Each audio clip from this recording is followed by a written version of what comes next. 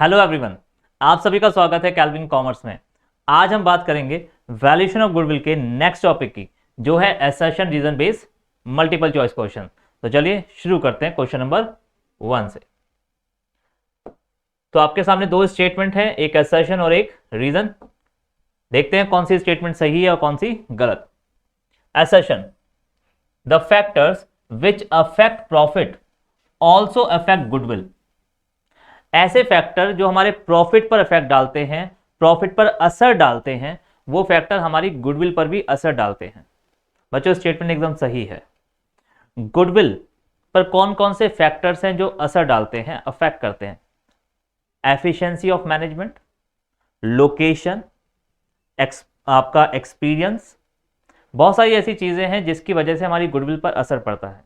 अगर हमारी management efficient होगी तो हमारी गुडविल, मार्केट में गुडविल या रेपुटेशन अच्छी हो जाएगी और उसी के साथ साथ हमारा प्रॉफिट भी बढ़ जाएगा।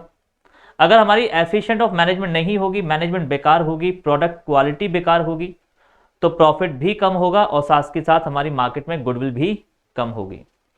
तो जो जो फैक्टर गुडविल पर असर डालते हैं, आपका लोकेशन कैसा है, किस लोकेशन में आप बिजनेस कर रहे हैं, आपकी क्वालिटी ऑफ प्रोडक्ट कैसा है, आपका मैनेजमेंट कैसा है, ये सारी की सारी चीजें जिस तरीके से प्रॉफिट पर असर डालती हैं, सेम टू सेम ये गुडविल पर भी असर डालती हैं। आपने चेक किया होगा जब हमने क्वेश्चन करे थे, तो गुडविल का पूरा कैलकुलेशन जो है वो प्रॉफिट के ऊपर बेस्ड होता है।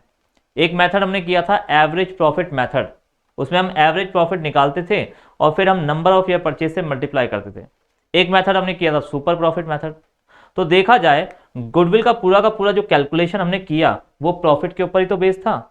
तो देखा जाए तो गुडविल और प्रॉफिट कहीं ना कहीं डायरेक्टली एक दूसरे से कनेक्टेड है। तो स्टेटमेंट एकदम ठीक है। The factors which affect profit, the factors can affect as well as goodwill. Profit are directly related to the goodwill. Profit का गुडविल के साथ डायरेक्ट कनेक्शन है। जैसे जैसे प्रॉफिट बढ़ेगा, मार्केट में हमारी गुडविल भी वैसे वैसे बढ़ती जाएगी। या आप कह सकते हैं जैसे जैसे गुडविल बढ़ेगी, मार्केट में हमारा प्रॉफिट भी बढ़ेगा। दोनों ही स्टेटमेंट सही है बच्चों। मार्केट में अगर गुडविल हमारी बढ़ती है, हमारी गुडविल पहले से ज्यादा हो जाती है, इसका क्या मतलब है?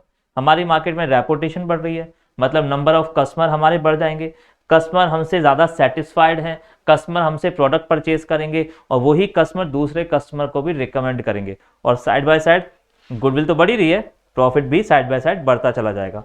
तो गुडविल और प्रॉफिट का डायरेक्ट कनेक्शन है। तो दोनों स्टेटमेंट बच्चों यहां पे ठीक है। तो both assertion and reason are true. आपका ऑप्शन होना चाहिए ऑप्शन ए। चलिए नेक्स्ट क्वेश्चन करते हैं। Question number 2, goodwill is considered as intangible assets. बच्चों जैसे मशीनरी होती है, फर्नीचर होता है, बिल्डिंग होता है, इसे हम देख सकते हैं, इसे हम छू सकते हैं, लेकिन गुडविल जो असेट्स है ना, इसे हम देख नहीं सकते, हम छू नहीं सकते, बस इसको यूज कर सकते हैं, इससे बेनिफिट निकाल सकते हैं, but goodwill can not be seen and touch. तो गुडविल एक इंटेंजिबल असेट्स तो है, 11 से पढ़ते आ रहे हैं, but not the fictitious assets. अब ये फिक्टिशियस असेट एक्चुअल में एक्सपेंडिचर होते हैं। ये वो एक्सपेंडिचर हैं जिनको अभी तक आपने राइट ऑफ नहीं करा, not written of. Fictitious assets actual में असेट्स होते नहीं है, बस बोला जाता है। ऐसी असेट्स जो एक्चुअल में असेट्स ना हो, एक्चुअल में एक्सपेंडिचर हो, ये वो खर्चा है जो अभी तक प्रॉफिट एंड लॉस अकाउंट तक लेकर नहीं गया है। ये वो खर्चा है जो अभी तक राइट ऑफ नहीं हुआ। ऐसे खर्चों को हम फिक्टिशियस असेट्स कहते हैं। एक्चुअल में ये असेट्स होते नहीं है, बस इन्हें बोला जाता है। ठीक है जी। लेकिन गुडविल तो एक्चुअल में असेट्स है, गुडविल तो एक रियल असेट्स है, और बस गुडविल दिखती नहीं है लेकिन वो होती है। तो goodwill is a real assets, but fictitious assets are not a real assets. Fictitious assets are actually are expenditure which is not written off yet. तो वही ये स्टेटमेंट क्या कहती है, गुडविल कंसीडर, गुडविल को हम इंटेंजिबल असेट मानते हैं लेकिन उसे हम फिक्टिशियस असेट नहीं मानते। सही बात है, गुडविल फिक्टिशियस असेट होती भी नहीं है, वो इंटेंजिबल असेट्स ही होती है। Goodwill can neither be seen and touch. Goodwill को ना मैं देख सकता हूं ना मैं छू सकता हूं, इसीलिए तो उसे इंटेंजिबल कहते हैं, सही है। Nor it can be purchase और sold with any other assets as any other assets. Goodwill को खरीदा नहीं जा सकता, बेचा नहीं जा सकता, यहां पर इसने गलत बोल दिया। बच्चों गुडविल को खरीदा जा सकता है। लेट सपोज आप कोई बिजनेस कर रहे हैं, आपने गुडविल दो तरह की होती है, पहले एक चीज क्लियर कर लीजिए, गुडविल होती है दो तरह की, एक होती है सेल्फ जनरेटेड और एक होती है परचेज गुडविल। ठीक है जी। अगर आप कोई बिजनेस कर रहे हैं कई सालों से, बहुत अच्छा आपने अपने कस्टमर को सेटिस्फाई करा, बहुत अच्छे प्रोडक्ट बना के आपने कस्टमर को दिए, तो उस जगह पर उस एरिया में आपकी गुडविल जनरेट हो जाएगी। आपने ये गुडविल किसी से परचेज नहीं करी, आपने गुडविल खुद जनरेट करी है अपनी मेहनत से। अब आपको अचानक कोई फाइनेंस की जरूरत पड़ गई, मैं आपके पास आता हूं, मैं कहता हूं जी अपना बिजनेस आप मुझे दे दो, मैंने आपका पूरा का पूरा बिजनेस खरीद लिया, तो क्या आपके बिजनेस की सारी एसेट्स मेरी हो गई? बिल्कुल। आपके बिजनेस की सारी लायबिलिटी मेरी हो गई? बिल्कुल।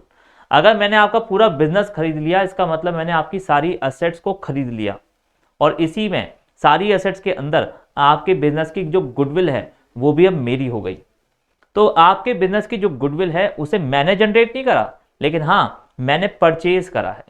तो गुडविल को परचेज किया जा सकता है, जैसे मशीनरी खरीदी जाती है, फर्नीचर खरीदा जाता है, गुडविल को भी खरीदा जा सकता है, परचेज किया जा सकता है। तो मैंने परचेज करा और आपने सेल करा, तो गुडविल कैन बी परचेज और कैन बी सोल्ड। तो यहां पर इतनी स्टेटमेंट इसकी गलत है, आधी स्टेटमेंट तो ठीक थी लेकिन बाकी हाफ स्टेटमेंट गलत हो गई।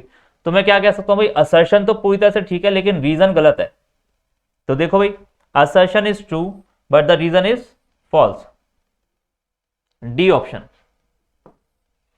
चलिए question number third, self generated goodwill. अभी मैंने जैसे बताया सेल्फ जनरेटेड गुडविल क्या होती है, जिसे हम अपनी मेहनत से बनाते हैं, कई सालों की मेहनत, कई सालों का कस्टमर को अच्छा क्वालिटी ऑफ प्रोडक्ट, कई सालों का बेस्ट एफिशिएंट मैनेजमेंट हमारी गुडविल को जनरेट करता है, और ऐसी गुडविल को हम बोलते हैं सेल्फ जनरेटेड गुडविल। तो self generated goodwill is internally generated और हार्ड अर्न गुडविल। बिल्कुल सही बात है, बड़ी मेहनत लगती है इस गुडविल को बनाने में, ऐसा नहीं है कि एक साल में बन गई, कई सालों की मेहनत से बनता है। Reason, it arise due to the continue hard work of the organisation, it's better quality of product etcetera. दोनों स्टेटमेंट ठीक है बच्चों, इसके ऊपर डिस्कस हमने पिछले क्वेश्चन में कर लिया। तो both assertion and reason are true and R is a correct explanation of A. चलिए क्वेश्चन नंबर 4 देखते हैं। चलो हो गया ठीक। अब हम बात करेंगे नेक्स्ट वीडियो में केस स्टडी बेस्ड क्वेश्चंस की। तो हमने दो काम कर लिए इस चैप्टर के, एक हमने मल्टीपल चॉइस क्वेश्चन कर लिए जिसमें आपके 4 ऑप्शन आते हैं सिंपल एमसीक्यूज वाले, और हमने बात करी है असर्शन और रीजन की। अब लास्ट टॉपिक रह गया हमारा केस स्टडी बेस्ड क्वेश्चन। तो चलिए नेक्स्ट वीडियो में मिलते हैं, ध्यान से देखिएगा सारी वीडियो।